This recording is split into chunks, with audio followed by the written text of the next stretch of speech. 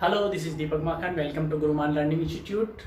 आज हम पढ़ते हैं यहाँ पे कि किस तरह से profit and loss appropriation account बनाए जाते हैं। इसके पहले आपने जो 11th क्लास तक जो है प्रॉफिट एंड लॉस अकाउंट सुना होगा, जो ट्रेडिंग अकाउंट और ट्रेडिंग अकाउंट के बाद प्रॉफिट एंड लॉस अकाउंट बनाया जाता है। तो प्रॉफिट एंड लॉस अकाउंट जो होता है वो होता है फर्म का या कंपनी का। तो प्रॉफिट एंड लॉस अकाउंट बनाया जाता है किस लिए? वो बनाया जाता है फर्म का प्रॉफिट निकालने के लिए।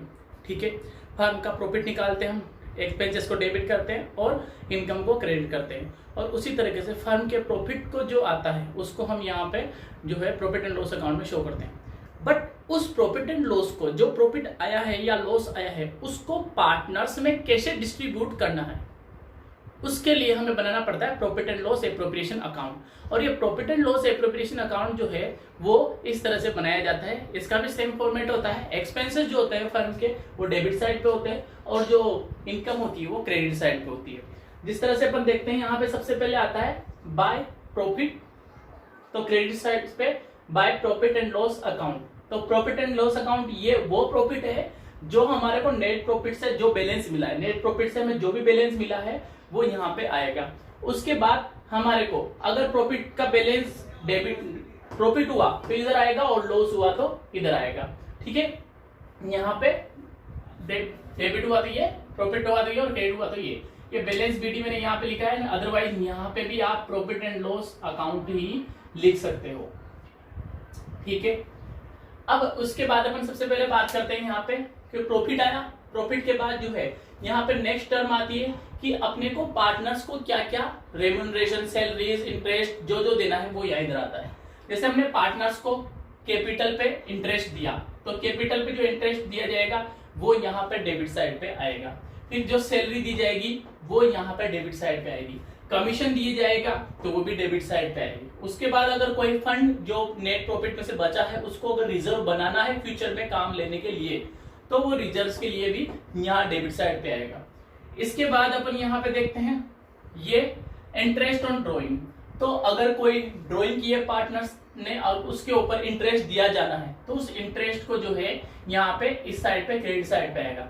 एक्चुअली ये सारे क्या है, क्रेडिट साइड पे वो चीजें जो फर्म को मिल रही है और ये वो सारी चीजें जो फर्म को देना पड़ रहा है। अगर प्रॉफिट हुआ तो यहाँ पे रिमेनिंग जो बचेगा, अब जैसे हमने यहाँ का प्लस किया, टोटल किया, इधर का टोटल किया और उसमें से जैसे हमने यहाँ पे प्रॉफिट एंड लॉस को, इंटरेस्ट ऑन ड्रॉइंग को ऐड किया, यहाँ तक हमने ऐड कर लिया।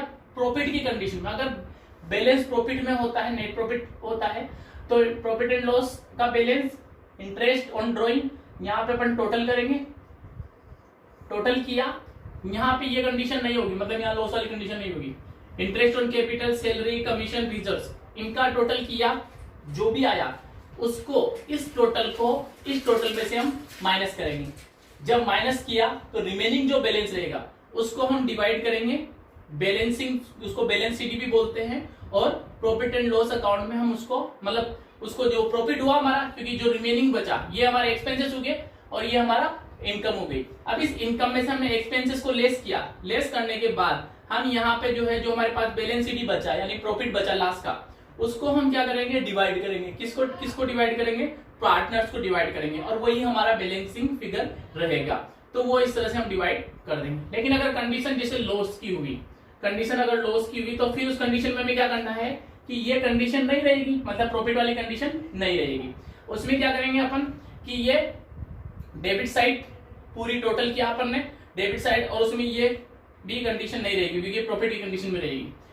डेबिट साइड का टोटल किया, क्रेडिट साइड में अपन टोटल करेंगे तो क्रेडिट साइड में सिर्फ क्या आएगा, इंटरेस्ट ऑन ड्रॉइंग आएगा। इधर वाला में से हमने टोटल करा यहां तक और टोटल करके हमने जो टोटल आया उस टोटल में से हम लेस करेंगे interest on drawing. Interest on drawing को लेस करने के बाद जो बैलेंस आएगा वो बैलेंसिंग फिगर रहेगा, बैलेंस शीट रहेगा और उसको हम जो है यहाँ पे loss, profit and loss account में बैलेंसिंग फिगर के नाम से ए और बी में ट्रांसफर कर देंगे। जिस तरह से यहाँ प्रॉफिट्स को ट्रांसफर करेंगे उसी तरह से लॉस को भी ट्रांसफर कर देंगे। अच्छा, ये तो हुआ आपका फॉर्मेट। अब फॉर्मेट के बाद अपन समझते हैं इनकी एंट्रीज भी समझते हैं। एंट्रीज समझना बहुत जरूरी है आपके लिए। जिस तरह से, तो सबसे फर्स्ट ऑफ ऑल यहाँ पे जैसे फर्स्ट एंट्री देखते हैं अपन कि इसने इंटरेस्ट अर्न किया, पार्टनर्स ने इंटरेस्ट अर्न किया, तो profit and loss appropriation account debit to interest on capital. Profit and loss appropriation account debit to interest on capital. Clear. इसके बाद सेकंड सैलरी कमीशन दिया, तो सैलरी कमीशन दोनों expense है। Profit and loss appropriation account debit to salary to commission, profit and loss appropriation account debit to salary to commission. Salary हो सकती है, commission हो सकती है, लेकिन दोनों क्रेडिट साइड पे आएंगे, प्रॉफिट एंड लॉस डेबिट पे आएगा। ये आप यहाँ से एंट्री बनाना सीख सकते हो। साथ के साथ एंट्री बनाना सिखा रहा हूं मैं आपको, बहुत जरूरी है वो। ये हमने प्रॉफिट ट्रांसफर किया रिजर्व्स में, profit and loss appropriation account debit to reserves, reserves पे हमने प्रॉफिट ट्रांसफर कर दिया। ठीक है। अब हमारे पास प्रॉफिट हुआ, उस प्रॉफिट को हम डिवाइड करेंगे, मतलब डिस्ट्रीब्यूट करेंगे पार्टनर्स को। Profit and loss appropriation account debit to balance sheet यानी पार्टनर्स कैपिटल अकाउंट। अभी किसमें आ जाएगा? पार्टनर्स के अकाउंट में जाएगा। तो ए और बी जो भी पार्टनर है उसमें पार्टनर्स के अकाउंट में ट्रांसफर हो जाएगा। अब अपन चलते हैं क्रेडिट साइड पे। क्रेडिट साइड की कंडीशन क्या है? Interest on drawing, interest on drawing account debit to profit and loss appropriation account. Credit side जो होती है वो हमेशा डेबिट में आती है अगर फॉर्मेट में क्रेडिट साइड पे है। तो interest on drawing account debit to profit and loss appropriation account. उसके बाद यहाँ पे पार्टनर्स कैपिटल अकाउंट। अब ये लॉस हुआ तो लॉस भी डेबिट होगा, तो partners capital account debit to profit and loss appropriation account. ये हो गया आपका profit and loss appropriation account का क्लियरली वेल, और उसका जो है फॉर्मेट के साथ साथ आपको जनरल एंट्रीज भी बनाना। इसके पहले अपन अब यहाँ पे क्वेश्चन करेंगे, जो फर्स्ट एग्जाम्पल है वो आपका सारा एज इट इज इसके बेसिस पे ही है।